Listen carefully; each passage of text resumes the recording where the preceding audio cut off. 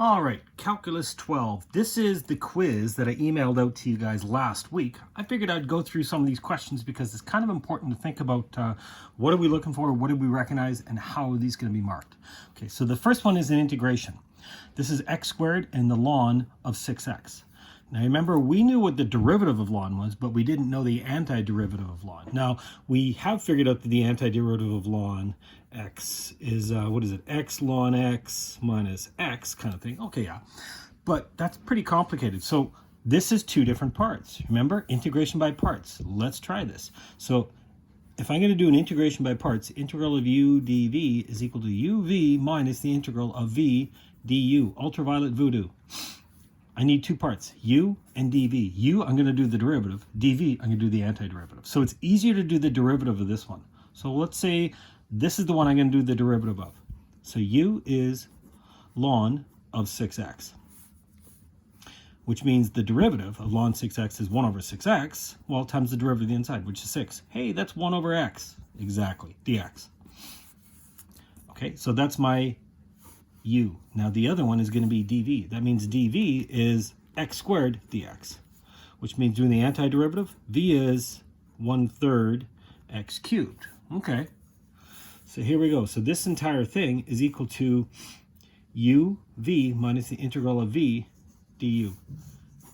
uv, so ln of 6x times 1/3 x cubed. It's not going to get any better. Ln of 6x times x cubed over 3. Done. That's not really going to simplify. Minus the integral of v du. v du. This is the part I want to simplify. 1/3 x cubed, there's my v, du, times 1 over x dx. Hang on, this is the integral of x squared. So I know this is going to become 1/3 times 1/3 x cubed, plus a constant. And this is x cubed ln of 6x over 3. Okay, this is really 1/9. So I could make this 3/9 if I really wanted to, but I mean, what could I simplify out? I know they both have x cubed, and I could factor out 1/3. Sure, I could do that. I could factor out 1/3 of x cubed if I really wanted to. And I'd be left with ln of 6x minus 1/3 plus a constant, but this thing isn't really going to simplify. This is pretty much done. Yeah, you might see this as 3/9 and 1/9, right? So that would become 1/9, and this would become 3 and 1. Big deal. It's the same idea. It's just that 3 and 1 is easier to deal than 1 and 1/3. But this is pretty much done. This one I made 3 marks. So you're looking for a step here, knowing that this becomes 1 over x, and then the ultraviolet voodoo pattern. So second mark, third mark, simplifying to x squared and then turning it into this. So the antiderivative would probably be a full mark. And then don't forget the plus c. That's always a half mark on the end of almost any question. Okay, who's next? 3 times arc sine of x squared. Okay, so f prime is 3 times, well, it's going to be u prime, 2x, all over the square root of 1 minus u squared. This thing doesn't really simplify. It's really what? It's 6x all over the square root of 1 minus x to the 4. It's kind of like 1 mark, basically right or wrong. Here's what you don't want to do. You don't want to do this 1 minus x squared, because this is not right. You cannot do the square root of 1 and the square root of x to the 4. No, no, no. There's a subtraction. This is a binomial. You cannot do the square root over a binomial. No, no, no, no, no. Not for adding and subtracting. There's no adding and subtracting rules for roots, because roots are powers. There would be something for multiplication, right? If it was just x to the 4 times 25, sure, you could break that up, but don't do this. That would be a multiple choice answer that they would throw on just to try and trick you. Do not try that. Okay, what about this one? Square root of x times the arctine of x to the, oh man, this is x to the half, isn't it? This is a product. First function, second function. So the derivative, I have to do a product rule. So the derivative of the first, which is 1 over 2 root x, right?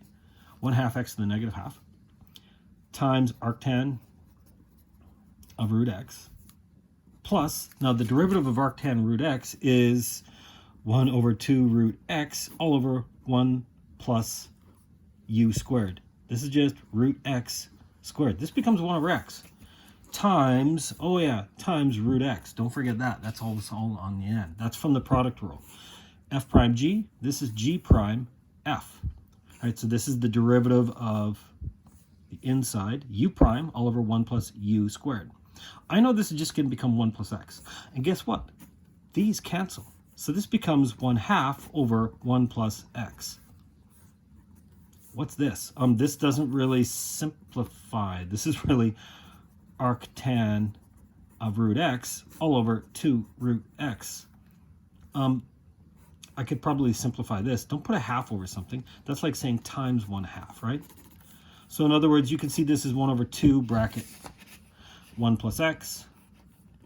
This isn't really going to, these do not cancel. No, because this is arctan of this. This is 2 times x. This, I have to leave it alone. This is just arctan of root x all over 2 root x. Pretty much done. I mean, yes, I could factor out the 2, but I mean, that's not really going to simplify anything. I could multiply top and bottom by 1 plus x, but nothing's really going to simplify. So I'd kind of consider, yeah, this is kind of done. Basically, 2 marks for this question. 1, you got to recognize that it's a product rule, right? So a half mark would be for getting this. A half mark for getting the x, the root x's to cancel, because this has got to simplify. This one does simplify down. So you got to cancel out those root x's. And then, yeah, the other mark is getting this one here. Okay, really, the most important is the one on the back. This is a differential equation. On the AP exam, typically a differential equation is going to be worth 5 marks. That's huge. On a question that's worth 9, just the separable differential equation is usually worth 5. So there's an awful lot of marks here if you know what to look for. This is a separable differential equation. I can get the y's on one side, I can get the x's on the other. So find the solution. Notice it says find the solution. Y equals. They want you to solve for y equals. So yes, I said isolate and solve for y equals. Now, if it doesn't say y equals, then quite often, if it's super ugly, we might leave the y's in some other form just because it's going to be really ugly to solve. But in this case, it says y equals f of x. They're telling you. They want you to explicitly solve for y. Okay, step 1. Get the y's and the x's on different sides. So 3x squared plus 2 dx, and the 2y I'm going to multiply up. 2y dy. Typically, that's 1 mark for separating your variables. Really? Even though I haven't even put in my integrals? Yeah, because it looks weird. I'm going to put in my integral symbols now. Now, remember, initially we said we were integrating with respect to x, but if I can have the dy, I know I can do this one with respect to dy. This makes sense because I recognize this becomes the antiderivative of 2y is y squared. And the antiderivative of 3x squared is x cubed divided by 3. It's just x cubed. Plus antiderivative of 2, 2x. Cool. This is worth 1 mark. This is worth 1 mark. Oh, wow. We already have 3 marks in this question. But hang on. I've forgotten the C. Oh, yeah. You got to have the C here. By the way, if you drop the C, I think they make this one a maximum of like 1 or 2 marks. Maximum. Because the C is so important. Now, I didn't put C on both sides because I could have put 2 different constants, but then I would combine them as 1 anyways. So as long as you got a constant over here. Now, how do I figure out what the constant is? Remember, it said the initial condition, f of 1 is equal to negative. They're telling you when the x value is positive 1, the y value is negative 3. So let's plug in negative 3 squared is equal to 1 cubed plus 2 times 1 plus c. 9, careful, not negative 9, 9. 1 plus 2, this is 3 plus c. Turns out that c is equal to 6. There's a 4th mark for figuring out what C actually is. Oh, it turns out that C is 6. Remember, anytime they tell you an initial condition, the reason they're telling you that, they want you to plug it in to figure out something. So now I can take this form back here. I got y squared is equal to x squared, cubed, plus 2x, plus, I don't have to say C. Now I know it's 6. Yay! I'm not done. Remember, it said solve for y equals. Y equals. Okay, so here I should actually do the square root, even though that's pretty ugly.